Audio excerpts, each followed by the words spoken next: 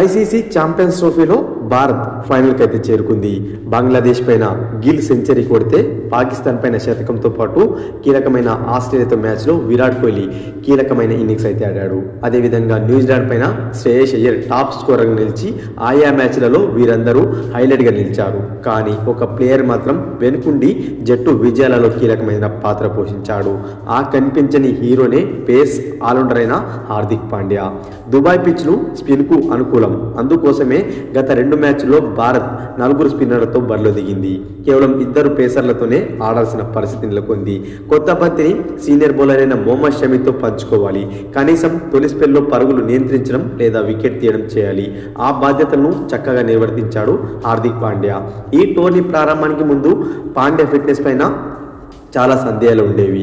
అతడు కనీసం 4-5 ఓవర్లు వేసినా చాలు అనుకునే పరిస్థితి ఉండేది. కానీ అతడు షమీతో కలిసి ప్రధాన పేసర్గా రాణిస్తాడని ఎవరైనా ఊహించారా? ఎవరు ఊహించలేదు. కానీ అతనే ప్రస్తుతం ఐసీసీ ఛాంపియన్స్ ట్రోఫీలో భారత జట్టు విజయాలలో కీలకమైన పాత్ర పోషిస్తున్నాడు.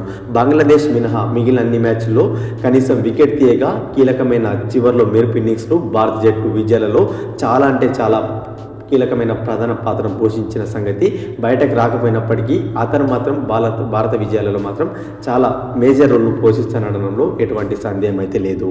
సో ఇదే ప్రదర్శన ఫైనల్లో రాణించినట్లయితే భారత్ 12 ఏళ్ళు ఎదురు చూస్తున్న ఛాంపియన్స్ ట్రోఫీని దక్కించుకోవడంలో ఎటువంటి సందేహం అయితే ఉండకపోవచ్చు.